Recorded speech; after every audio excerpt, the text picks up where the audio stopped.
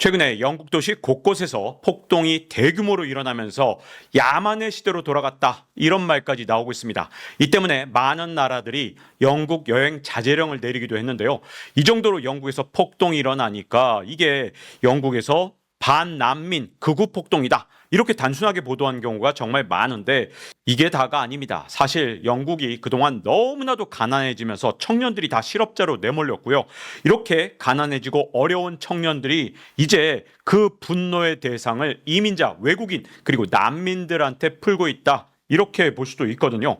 그래서 영국의 폭동이 잠깐은 잦아들지 몰라도 이 갈등은 앞으로 점점 더 심각한 문제를 불러올 수 있습니다. 영국의 폭동 상황이 한때는 정말 심각했거든요. 이렇게 경찰차에 불을 태우거나 지나가는 차를 전복시키고 여기에다가 불을 지르는 일이 정말 자주 일어났습니다. 그러다 보니까 진압하는 경찰들도 아주 큰 어려움을 겪었는데요.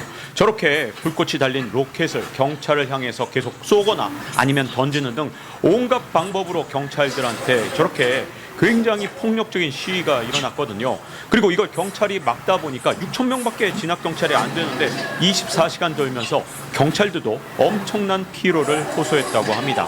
이뿐만 아니라 상점에다가 저렇게 멀쩡한데 방어하는 모습 곳곳에서 일어나고 또 약탈도 계속됐거든요. 저렇게 불태우는 모습 영국 시내 곳곳에서 일어났던 모습입니다. 영국 BBC에서 그동안 폭동이 일어났던 도시를 이렇게 빨간 동그라미로 표시를 했거든요. 그랬더니 20곳이 넘습니다. 근데 이 폭동이라는 게 이웃 주민을 괴롭히는 아주 심각한 폭동이거든요. 자, 화면을 보시면 이 폭동에 나선 사람들이 길거리 한복판에 서서 지나가는 차들을 다 방해하고 있습니다. 근데 어떤 차들을 방해하느냐?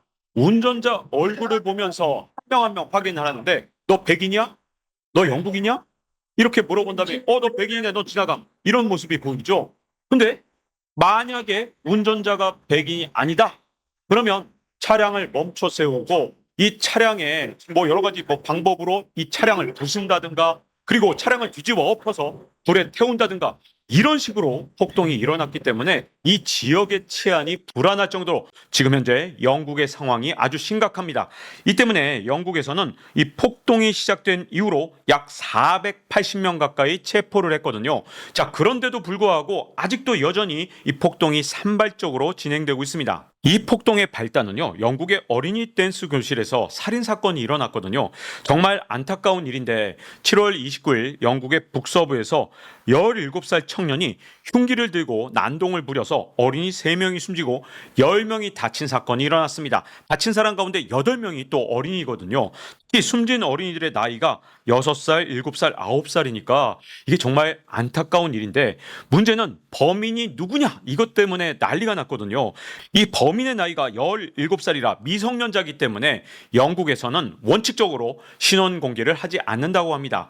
그래서 법정 그림만 이렇게 공개를 했는데 문제는 이 그림 한 장에다가 이 범인이 무슬림이다 이렇게 SNS에 퍼지면서 이런 폭동 사태까지 간 겁니다. 살인자가 무슬림이라는 이런 근거 없는 주장이 SNS를 통해서 진짜 삽시간에 퍼졌거든요. 이게 영국 전역에서 대규모 폭동, 방화, 약탈로 확산되면서 진짜 영국이 발칵 뒤집혔습니다. 이 때문에 영국 법원이 원칙을 깨고 신원 공개를 허용했습니다. 그랬더니 이 청년이 누구냐? 영국 웨일스에서 르완다 부모에게서 태어난 17살 청년이다. 이렇게 공개를 한 거죠.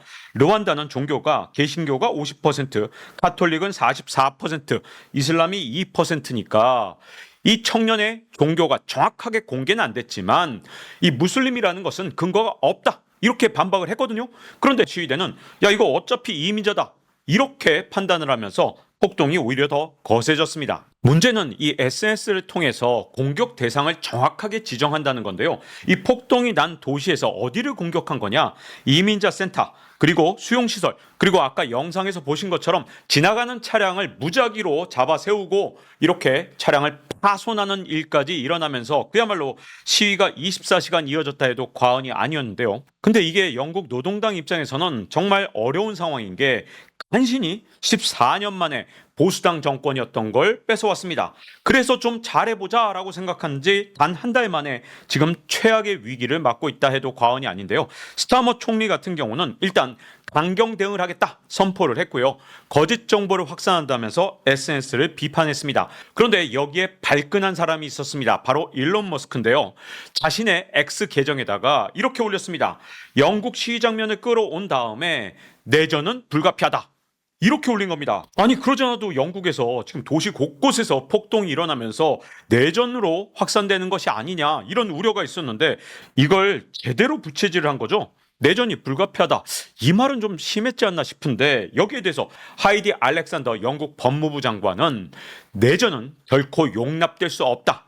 플랫폼 소유자는 책임감 있게 행동해야 된다.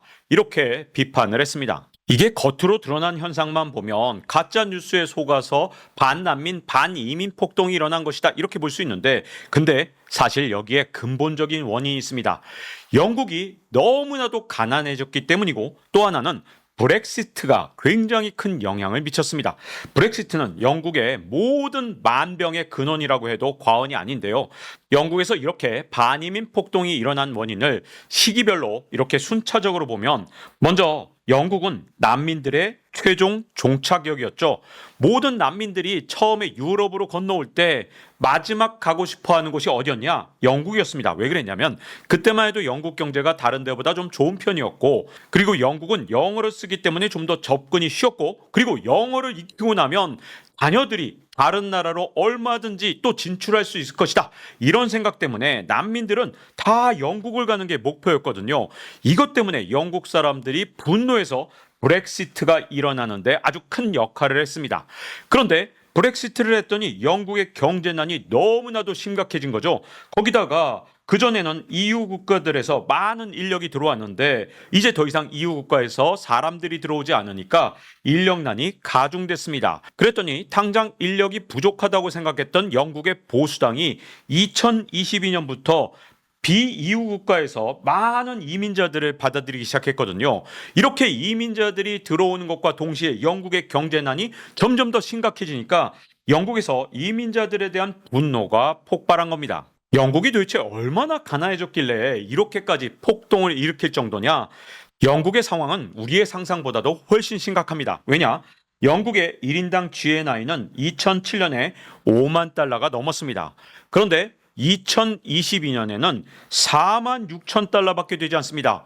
아니 지난 14년 동안 경제가 성장을 하기는커녕 오히려 1인당 GNI가 4천 달러나 줄어들다니 거의 8%가 줄어든 거잖아요. 그러니까 영국 사람들은 평균적으로 10여 년 전보다 훨씬 더 가난한 삶을 살게 된 겁니다. 이 사이에 미국은 어느 정도로 잘 살게 됐냐? 2007년만 해도 4만 8천 달러로 영국의 5만 달러에 비해서 미국의 1인당 GNI가 낮았습니다. 그런데 2022년 미국의 1인당 GNI는 7만 6천 달러로 영국의 1.5배가 훨씬 넘습니다. 자, 이렇게 미국은 계속해서 잘 살게 되는 동안 영국은 오히려 예전보다 못 살게 되다 보니까 영국 사람들이 이 가난에 대한 분노가 계속해서 쌓여왔던 겁니다. 게다가 지난 17년 동안 영국이 평균적으로 가난해졌을 뿐만 아니라 빈부격차도 훨씬 더 커졌습니다. 그 얘기는 저소득층일수록 훨씬 더 삶이 어려워졌다는 뜻이 되죠. 그러다 보니까 이 BBC 기사를 보면 절대 빈곤, 영국 30년 만에 가장 큰 폭의 상승 이런 기사가 있습니다. 그러면서 2023년에 영국에서 절대 빈곤 상태의 영국인이 무려 1200만 명이다 이렇게 기사를 썼거든요. 절대 빈곤이라는 것은 이 감당할 수 있는 생활 수준의 60% 이하인 사람들, 그러니까 진짜 절대적으로 가난한 사람들을 뜻하거든요. 이 1200만 명이라는 숫자, 우리 서울 인구보다도 200만 명이 많은 숫자니까 진짜 영국에서 얼마나 많은 사람들이 절대 빈곤선 아래에 있는지 알 수 있죠. 특히 어린이들의 삶이 진짜 어려운데요.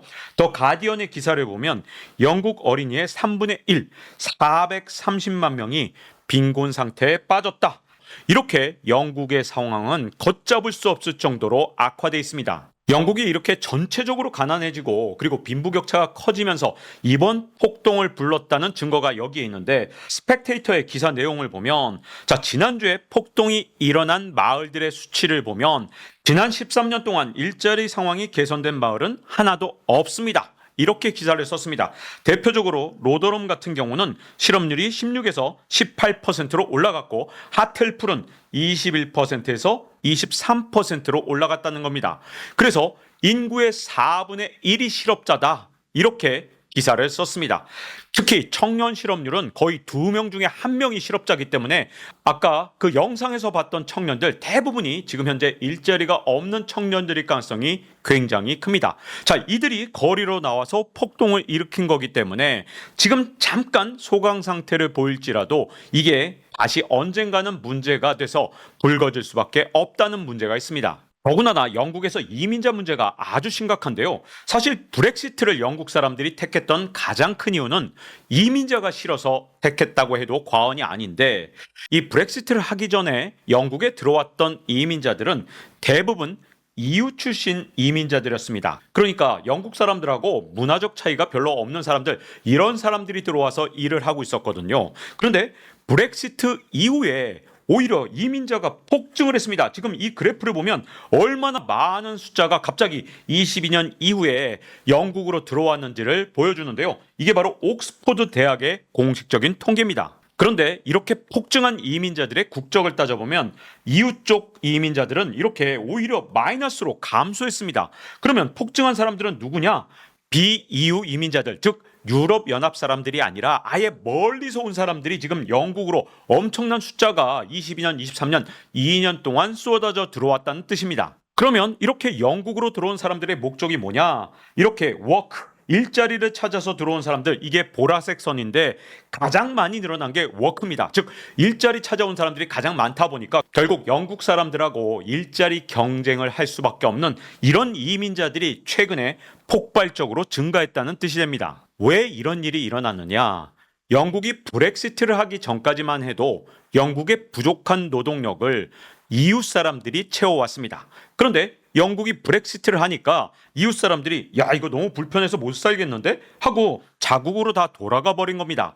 이 사람들은 대부분 동유럽이나 아니면 남유럽 국가 중에서 가난한 나라에서 온 사람들, 이런 사람들이 정말 많았거든요. 근데 이들이 다 고국으로 돌아가니까 영국에서 노동력 부족 현상이 일어난 겁니다. 특히 어떤 노동력이 부족해졌냐? 주로 임금이 싸고 3D 업종으로 위험하거나 아니면 더럽거나 힘들거나 이런 업종에서 노동력이 부족해지니까 바로 직전까지 정권을 잡았던 보수당 정권이 많은 저임금 노동자들을 아프리카나 중동이나 아니면 중앙아시아 이런 나라들, 즉 그동안 EU 좀 뭔가 인종적으로 비슷하고 문화적으로 비슷한 사람들이 아닌 보다 먼 데서, 그리고 문화적 차이가 훨씬 더 큰 데서, 이런 데서 저임금 노동자를 아주 엄청난 숫자로 받아들이기 시작한 겁니다. 영국의 쇠락한 도시들 중에는 청년 실업률이 50%가 넘는 경우가 정말 많습니다. 그런데 외국인 노동자들이 대거 들어와서 이렇게 일자리를 갖는 모습을 보면서 영국의 청년들은 아니, 값싸게 쓰려고 저렇게 외국인들 막 들여오고 우리 일자리는 제대로 마련해주지 않고 이거 기성세대 너무한 거 아니야?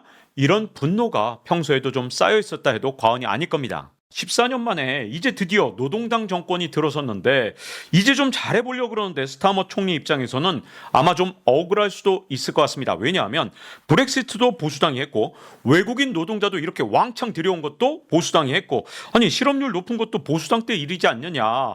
그런데 왜 우리 정부한테 분노하느냐. 아마도 분명히 스타머가 억울한 측면이 있겠지만 여기에 또 이유가 있긴 합니다.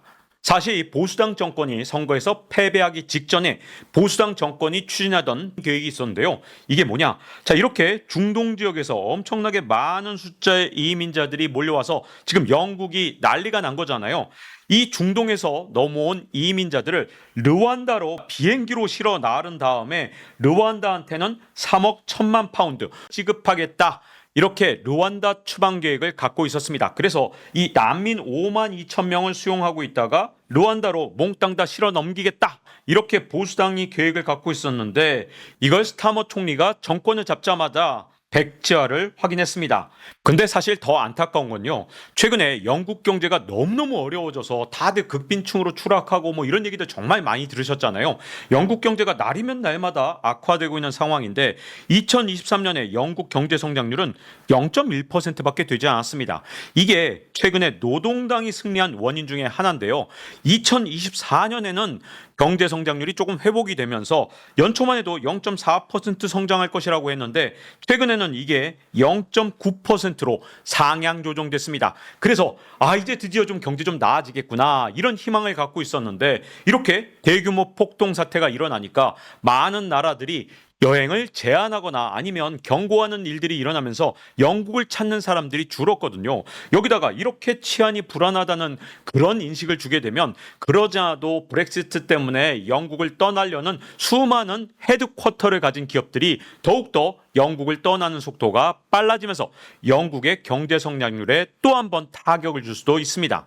그래서 당장의 폭동을 막는 것도 중요하겠지만 더 중요한 건 소외된 영국의 저소득층 문제, 특히 청년 실업 문제를 풀지 못하고 이 가난해진 영국 문제를 풀 수는 없다고 봅니다. 다만 이 폭동이 너무 과격해지니까 영국 내에서도 자정 노력이 생기기 시작했는데요.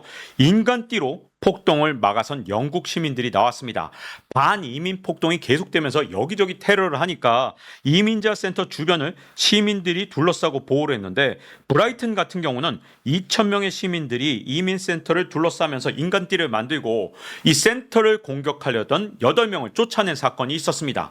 근데 이건 굉장히 잘된 케이스고요. 자칫하면 이 반이민 폭동을 하는 사람과 이걸 막아서는 사람들이 혹시라도 무력 충돌을 할까봐 또 영국 경찰들이 노심초사하고 있다고 합니다. 일단 반이민 폭동이 영국에서 시작됐지만 유럽 국가들 대부분이 영국하고 굉장히 비슷한 문제를 갖고 있거든요.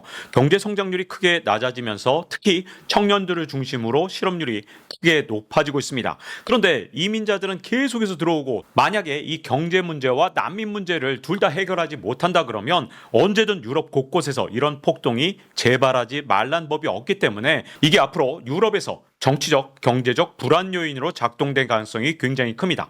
그리고 합계 출산율이 급격하게 줄어들면서 이 노동력을 도대체 어떻게 대체할 것인가 이것 때문에 고민하고 있는 우리나라도 굉장히 참고할 것이 많을 것 같습니다. 자, 이제 박종원의 지식 한방 마칠 시간이 됐습니다. 다음 시간에 뵙겠습니다.